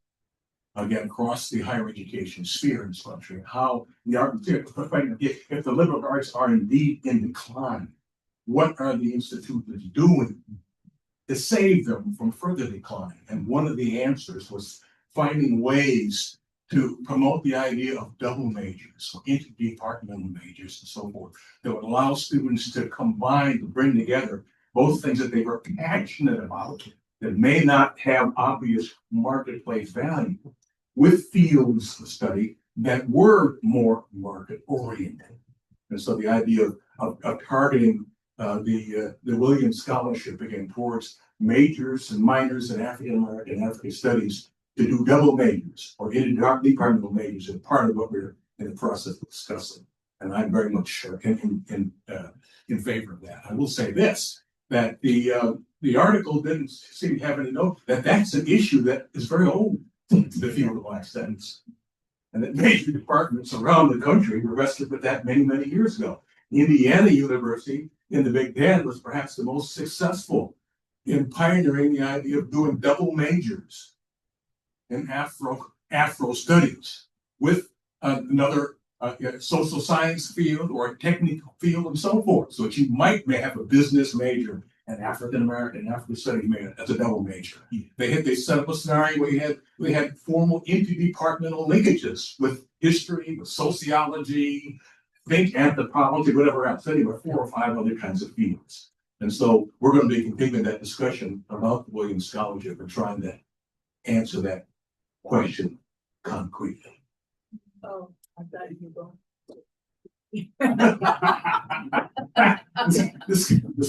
Discussions are in process. Yes, sir. A couple things. Just I actually taught in triple ADS at Indiana University, the African American African Diaspora Studies. But unfortunately, I'd have to say from about the mid '90s, even a huge decline. And you know, we were one of the first. Well, I don't know the first. I remember when we started the PhD program. Yeah. To finally get that. And we had a few students and it grew and grew and grew, and then it's under attack. I don't know if you know that Indiana University is listed as one of the 3 most oppressive, lack of free speech universities in the country. But that's just a sad, sad tale in our new world. But I wanted to ask Mr. Seru about North High. Did you ever study with Richard Robinson? No. Because the reason I ask is I entered Minneapolis Central High in 1979. And Richard Robinson taught American history, and he also taught Black studies, and he had been teaching it since the mid '60s. And it had just a huge impact on me. And I want to say we also had Dr. Joyce Jackson as our principal, who was the first Black woman principal, I think, west of the Mississippi. That Central High School was just a center of Black studies, and it wasn't just for African American students. It had a huge impact on everybody. And I always tell people, you know, I've lived many places in the world. That space was the most authentically integrated space I have ever been in. And when they closed Central, you know, that had a huge impact. It gutted the neighborhood. And I always think people should be thinking about it, but looking at the politics of why Central High was closed with its brand new gym, when Henry, the next year's roof fell in. It had to do with who had power among city council members and all those kinds of things. But I just want to shout out to some of those also at Central, some of those really early pioneering people who just, I tell you, there's so many people I know who went on into Black studies, African studies, because of Mr. Robinson and other teachers we had at Central. Thank you for saying that, Wayne, and for raising a point that we haven't discussed, and that is Black studies for Black students? No, it wasn't at North either. But today, right, it's there are people making the case that it's exclusionary. And somehow it seems it's taking hold. I was, as the curator of the Gibbons Collection, asked to speak to a group of retired principals, part of the Retired Principals Association, which is statewide. It was on a Zoom call, and I just sort of gave a history of Gibbons Collections as a sort of its uses to public educators since It's coming. It began with a poem, handwritten, transcribed, when Langston Hughes poem, a Hughes poem called Youth, from your records. That presumably, because I told you I've been next to this man for a while, you began the lesson that with the reading of Langston Hughes' poem. But I talked to them, and they, my work is to inspire people. That's what I'm doing. And so I felt by the end that I inspired some folks. But one woman asked me, "This is all great and very inspiring, but when will these things not be separate?" She said. And I said, "Can you say more about what you mean?" She says, "Well, in African American literature and in African American studies." And I said to them, "Well, they're not. They're not separate." I think that's a hard thing still for some people to imagine that they're being excluded from something, and on purpose. You have anything to say about that? Again, remember that the national motto, "E pluribus unum," out of many, one. That's a metaphysical riddle. The problem of the one of the many. And people who are inclined towards either or rather than both and modes of thinking, they continue to be troubled by that. My PhD program is a hybrid program because when I finished, I did a master's in American and English and American literature, although my interest in Black studies was skyrocketing then. There were no graduate programs available. And so I entered the American Studies program here in a hybrid arrangement with that new history of African peoples program. American Studies, Minnesota was one of the founding places for the field of American Studies. Minnesota, Yale, and Penn were the seedbed of the development of the field of American Studies, which is a post-World War II enterprise in this country.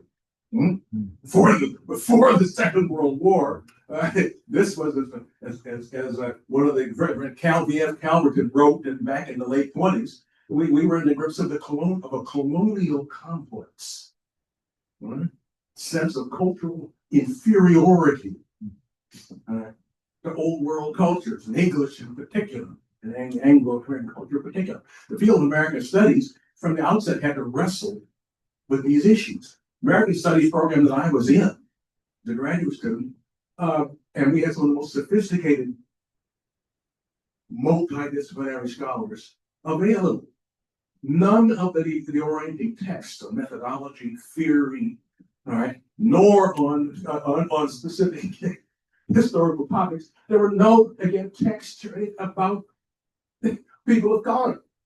It was a WASP studies program. Right?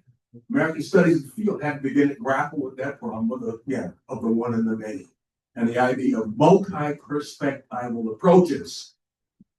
And there, again, from a philosophical vantage point, the old Hindu fable of the 6 blind fakirs confronted by an elephant and asked to describe the phenomenon before them.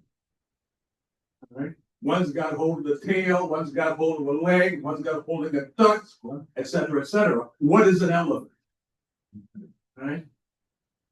Movement towards multi-perspectival approaches across the historical, the sociological, and arts and humanities is part of what has been happening now for some time in the larger country at large. And some of this still hasn't filtered down to the general public, and certainly has not filtered down to those the people who have the academy under siege these days because of multiple perspectives on the meaning of our history and culture and so on. So the question about when are they going to become one? When that problem, the metaphysical problem of the one and many is resolved. And that's as old as Western and non-Western philosophy is, thousands of years old. So we both have talked about the collection carrying forward the work of Black Studies. And Dr. Wright, you talked about Black Studies being in a moment of transformation. So do you both see the Givens collection in a similar moment of transformation? And if so, where do you see the collection going? Or I guess more importantly, where must it go? I'll try to be brief. I'll let Davu speak in that point. So many years ago, one of the things I did during the years I served as curator, I was curator for many years, for the first dozen or 15 years. I was the curator and the founding scholar. All right. And I wrote periodic perspectives for collection development, the areas in which we might go, in part to distinguish the holdings of this collection from those analogous collections elsewhere around the country. And some of those initiative ideas have not been pursued over time for whatever reason. But one of the things that early on want to do is certain kind of focuses on particular genres of African American intellectual and imaginative life. Right? For instance, there are whole fields of African American writing, speculative fiction, detective and mystery writing. We helped support a conference and offshoot again of the biannual BoucherCon conference of mystery and detective writers. Many years ago, we helped sponsor the first national gathering of Black detective and mystery writers here in this country. Mulder Bosley and a whole long list of them are here in town for that. That could be one area of collection. We've got the collection of papers of some of those writers here in process now. That's one kind of thing. Regional points of focus. Outside of the Chicago branch of the branch of the Vivian Hurst collection at the Chicago Public Library, we're the largest regional repository of African Americana and collecting of the literary works and papers of African American writers, or from the Midwest region, to be a worthy area of focus. Anyway, so there are a number of potential ideas I suggested years ago. I'm certain that Davu may well have ideas about where he wants to take it. So thank you for speaking in terms of how it might grow. I think my concern is for how to make it more accessible. And which has always been a concern of Dr. Wright and the Patients Council and the Advisory Council, Givens Family Foundation. But digitization is one way to make that possible. Scanning things, which is a lot of work. It's a lot of work. And making them available to anybody with a phone. As long as it's going to be here at the University, so in this building and with its barriers, you get the house parking today, and its barriers. It needs to be accessible using the technology available to make it so. And I bring something special to the curatorship. I bring continuity. From my teacher and my ancestors, and my other elders in this community, a kind of continuity that is meaningful to have its power.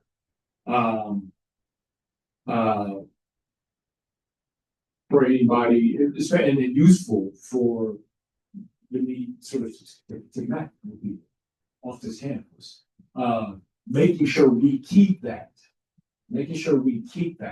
I think is essential. One of the ways we're trying to do it is by creating an endowing this chair.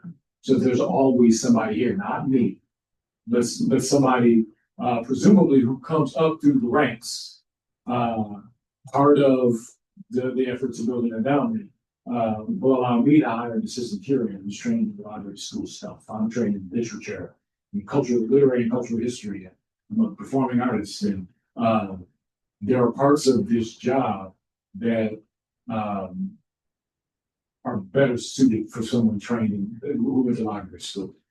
That person would though also be tasked with connecting, learning this community, attending events, getting off campus, maybe even digging deeper into their genealogy and finding their connections to this place, such that when they take over, right, and start to build something that they can bring somebody else into behind them, they do so with power.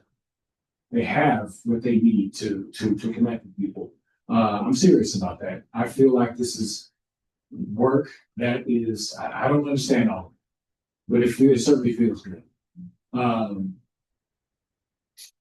so my vision is to make it more accessible. The way to do that is to have somebody in the seat for the long term who can connect authentically with people off campus, who know that it's so that they can understand. And what we have here, otherwise it's just the whole of the university.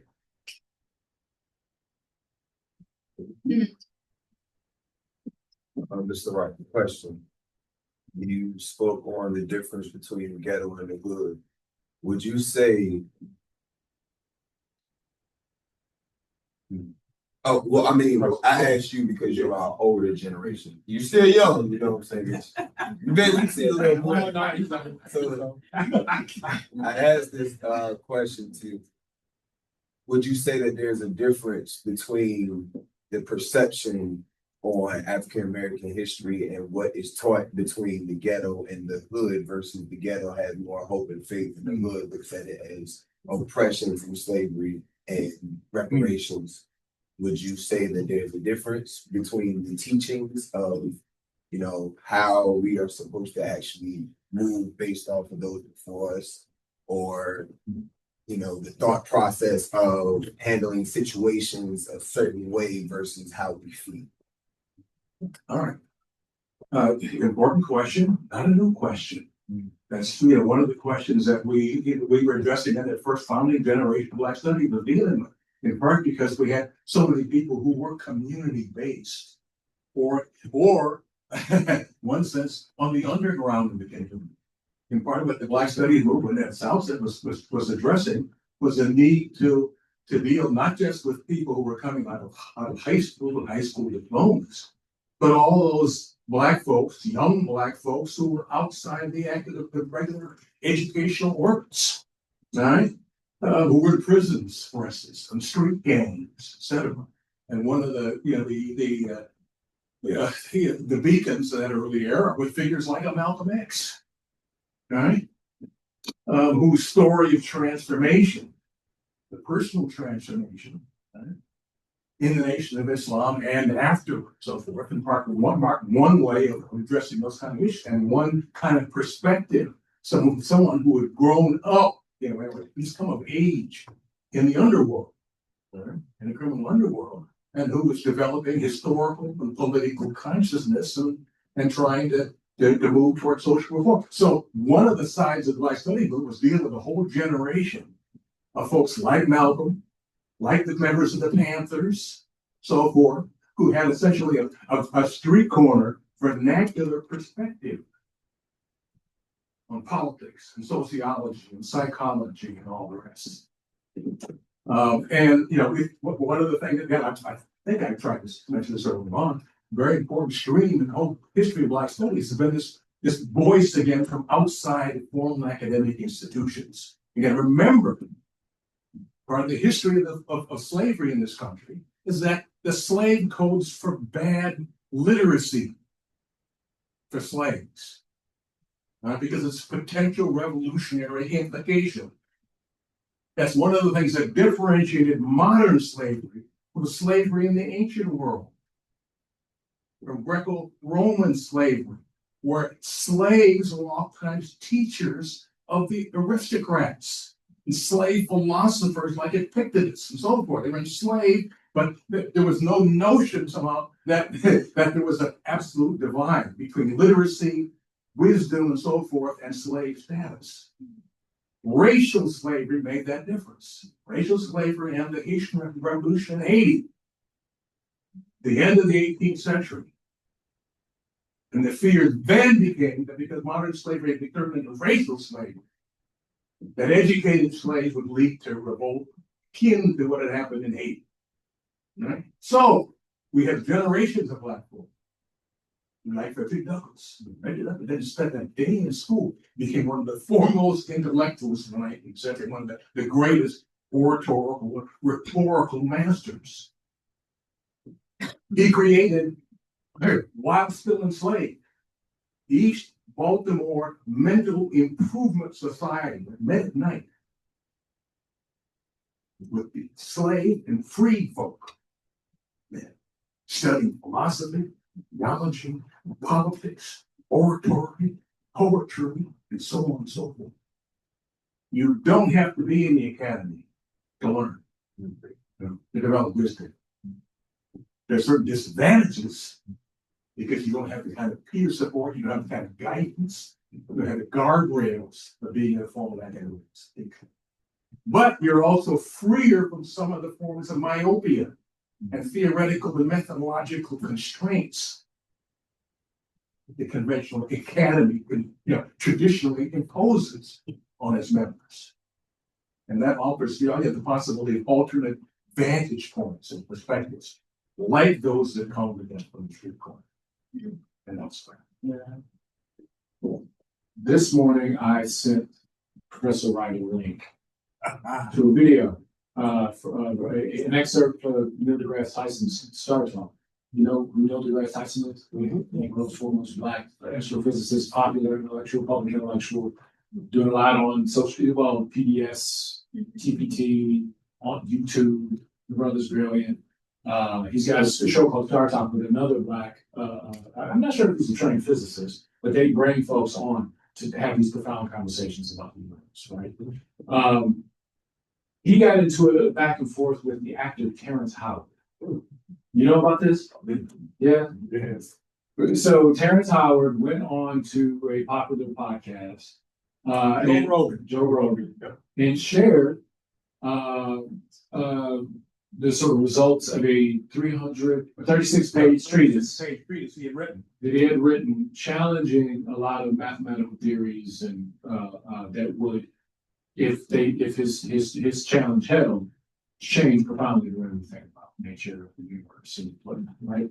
And he name dropped, or he mentioned somehow Neil deGrasse Tyson had kind of went into this because I think he might have mentioned my name somewhere. And so he decided to engage Terrence Howard and to put his treatise through peer review, which is a standard practice in the sciences, right? And well, in the academy. And he does so very thoroughly, and he's very respectful. But what he likes to, what he reveals is, and respectfully, is his understanding of this tradition outside the academy. And many of us participated in barbershops, right? That is hard to hold up. Some of the, in part, not because of what's being read, but what people are doing. And the other things, sort of psychological needs that it's serving to challenge the authority of the academy in this way. And I'll just say about these the folk like John Henry Clark, who come through at a very meaningful time in Black scholarship. One of the things that they're saying about the academy is that people willfully misread the history of African people. Willfully, they did that on purpose at a particular time in history. If you go to the Greco-Romans like Herodotus, who had been writing about Africa, they revered the civilizations that they encountered. But there was somebody who made a choice in the academy to lie. And so be careful what you learn in the schools, right? We take. Again, it's a continuing issue here. Is to speak on the vantage point of astrophysicists.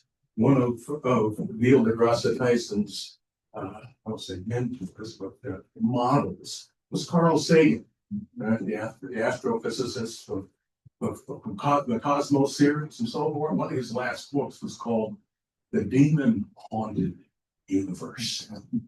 And basically it focused on the disjunction between understanding of modern science and the whole world of pseudoscientific, spiritual thinking and so forth that has worked its way into this culture and has all kinds of maleficent, malodorous effects on our abilities to think correctly and make effective decisions in the world. so forth. And part of this, it's wonderful. It's what this exchange between Billy Grosset Tyson and Terrence Howard is a wonderful teaching. And you'll go on YouTube and take a look at it. Because here again, Billy Grosset Tyson, again, it's a very measured response to Terrence Howard. He's obviously a brother with deep curiosity and imaginative prowess, but it's utterly unguided, undisciplined, and hasn't had the kind of points of reference that one expects or what is required in the world of the scientific method and its processes and so on. So yeah, okay, that's affected Black studies because there are a number of trends in the history of Black studies, some of them associated with the whole terrain of so-called Afrocentrism, that are rooted in basic premises about the nature of the world that do not hold up in the scientific scrutiny. Right? Whether it was talking about biology, and in the wake of the discovery of the double helix, the DNA molecule, a lot of the old notions about race that some Afrocentrists propose simply cannot stand. And so that's one side of the Black studies terrain that needs to be constantly tended to. Serene, yes. Before you wrap up, Last question. okay, this is a critique of today's event that has been extraordinary. It boggles my mind what's going on in your heads whenever both of you are speaking. I happen to be very fortunate that we live in the same household and these people are alive and well, living in our space daily. What I would also like to say is in these discussions, there are names of people I have never heard before, but they are male. And I invite you to, in your discussions moving forward, to incorporate all of these amazing women and thems and others to be in the space of this conversation. It is my observation, you and I have these conversations, John Wright, just in general. Thank you. But it is one of those things that also feed my soul because I know there are with all of these other extraordinary people in this space would also like to hear more about us. Okay, all right. I'll try very, very briefly to respond to your very righteous intervention here.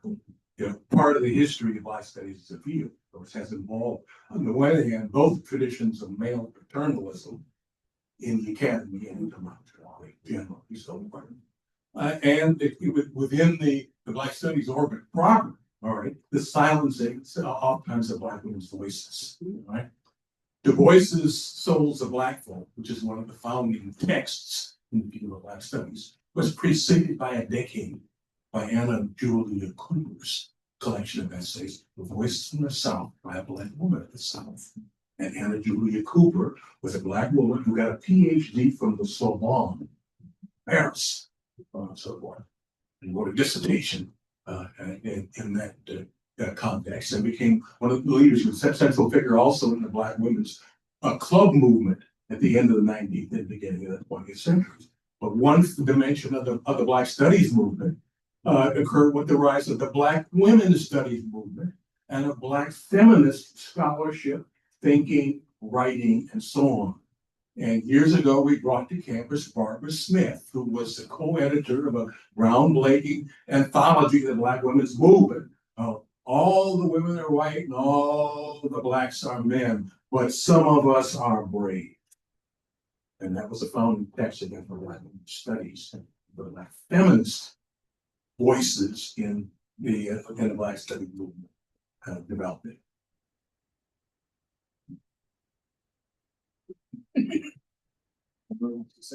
Yep, just real quick.